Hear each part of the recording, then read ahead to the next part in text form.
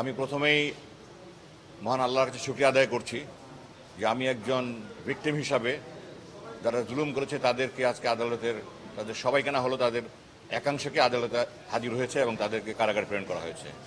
আমি ধন্যবাদ জানাচ্ছি মাননীয় প্রধান উপদেষ্টা, আইসিটি টিম, বিশেষ করে অ্যাডভোকেট তাজুল, ওনারা দিনরাত কাজ করেছেন। তাদেরকে আমি ট্রাইব্যুনালকে ধন্যবাদ জানাচ্ছি এবং আপনাদের সবাইকে ধন্যবাদ জানাচ্ছি। আমি দুটা কথা বলতে চাই। প্রথম কথা হলো যে আমি এই মামলা প্রতিহিংসার জন্য করিনি। আমি প্রতিহিংসা পরায়ণ নয়, আমি জিজ্ঞাসা পরায়ণ নয়, আমার কোনো হিংসা নেই। আমার এটা নিয়ে সেনা কর্তৃপক্ষের ঊর্ধ্বতন কর্তৃপক্ষের একাধিকবার অনেক মিটিং হয়েছে এটা নিয়ে।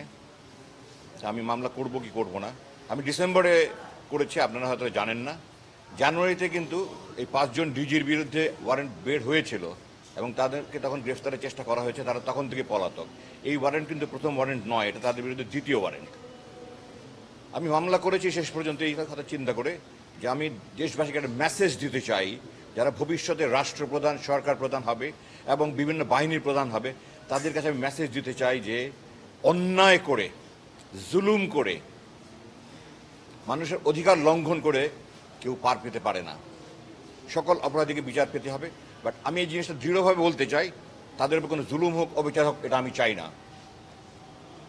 আমি চাই তারা সুবিচার পাক, তারা যা বক্তব্য বলার সেটা বলার সুযোগ পাক এবং মাননীয় আদালত তাদের সমস্ত বক্তব্য শুনে যেন তাদের সুবিচার করেন, সেটাই আমি চাইবো। আমি চাই না তাদের কোনো অবিচার হোক। যে যতটুকু করেছে তার যতটুকু পাওনা সে যেন পেয়ে যায়, বাকি আখিরাতের কথা পরে থাকবে। আমার দ্বিতীয় মেসেজ হলো, যেটা আমার আগে বলে গেছেন, আমি আজকে সকালেও স্ট্যাটাস দিয়েছি, এই জন্য আমি হাজার হাজার মানুষের কাছে গালি খাচ্ছি ফেসবুকে। আমি সেনাবাহিনীকে কেন ডিফেন্ড করতে চাই। এই যে 25 জন অপরাধীর বিরুদ্ধে ওয়ারেন্ট ইস্যু হয়েছে, এরা একজনও কিন্তু সেনাবাহিনীর অভ্যন্তরে থেকে কোনো অপরাধ করার কারণে ওয়ারেন্ট বের হয়নি। তারা সেনাবাহিনীর বাইরে এসে, সেনাপ্রধানের নিয়ন্ত্রণের বাইরে এসে তারা এগুলি করেছে। এবং এই সংখ্যাটা কিন্তু সেনাবাহিনীর 1000 ভাগের 1 ভাগও নয়। একটা প্রতিষ্ঠানের 999 জন ভালো আর একজন খারাপ, তার জন্য পুরা বাহিনীকে বদনাম রটানো, কুৎসা রটানো কিন্তু কোনো দেশপ্রেমিকের কাজ নয়। আপনাদের মনে রাখতে হবে যে আপনাদের মাধ্যমে দেশবাসীকে জানাতে চাই, এই সেনাবাহিনী জাতির সাথে সবসময় ছিল, জাতির পাশে ছিল।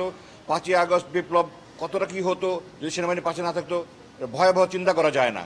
সেনাবাহিনী যে দেশের স্বাধীনতা, সার্বভৌমত্ব, অখণ্ডতা, সংহতি, ঐক্যের প্রতীক, এটাকে বিতর্কিত করা মানে আমরা আমাদের নিজেকে ক্ষতি করছি। ভারতের এজেন্ডা তারা আমাদের সেনাবাহিনীর জনগণ মুখোমুখি করতে চায়। আমরা যদি নিজেরা, এই দেশের জনগণ যদি সেনাবাহিনীর মুখোমুখি হয়, এই অসাধু, এই দুর্নীতিপরায়ণ কিছু অফিসারের জন্য দেশের ক্ষতি হবে, আমার আপনার ক্ষতি হবে। আপনারা দয়া করে সেনাবাহিনীকে গালি দিবেন না, সমস্ত অপরাধীকে গালি দেন। আমি দিচ্ছি, আমি মামলা করেছি। আমি সেনা কর্তৃপক্ষকে ধন্যবাদ জানাতে চাই যে তারা এই আইনি প্রক্রিয়া যেন সহজভাবে, সুন্দরভাবে চলতে পারে, এই জন্য সহায়তা করছে।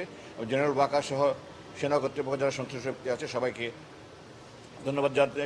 যারা এখনও ধৃত হয়নি, ধরা যায়নি, তাদের আনার ব্যাপারে পূর্বে বলা হয়েছে। আমিও আবার বলছি, সবাইকে আইনের মুখোমুখি করা উচিত। যারা পলাতক আছে তাদের বিরুদ্ধে ইন্টারপোলের মাধ্যমে তাদেরকে এনে বিচারের মুখোমুখি করা হোক।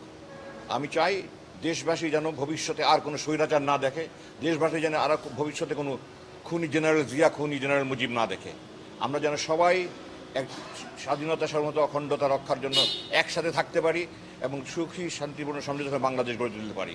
এই কামনা করে আমি শেষ করছি। আপনাদের সবাইকে ধন্যবাদ। আসসালামু আলাইকুম। প্রশ্ন এসেছে এখানে যে তারা সার্ভিসে থাকবে কি না, এটা আইনের ব্যাপারে, এটা আইনের ব্যাখ্যা ট্রাইব্যুনাল যারা প্রসিকিউটর আছে ওনারা দিতে পারবে। আমি আইনজ্ঞ নই, আমি আইনজীবী নই, আইনের ব্যাপারে আমি পারদর্শী নই। তবে আমি যতটুকু বুঝেছি, এটা একটা নতুন অ্যামেন্ডমেন্ট হয়েছে, এটা থার্ড অ্যামেন্ডমেন্ট একটা হয়েছে। এই অ্যামেন্ডমেন্ট এটা করা হয়েছে। এটা কেন করা হয়েছে, কার জন্য করা হয়েছে আমি জানি না। তবে আমি এতটুকু জানি যে বেসামরিক প্রশাসনে যারা আছে বা পুলিশ যারা আছে, তাদের বিরুদ্ধে অভিযোগ আনা হলেই কিন্তু তারা চাকরিচ্যুত হয়ে যায়। তো আইন যদি একটা দেশে থাকে তাহলে এটা শুধু বেসামরিকের জন্য, সামরিকের জন্য আলাদা হতে পারে না, একই ধরনের অপরাধের জন্য। তো এটা করা হয়েছে কি উদ্দেশ্যে আমি জানি না। এটাতে এখন তারা আইনের ব্যাখ্যা, যারা আইনজীবী আছেন ওনারা দিতে পারবেন।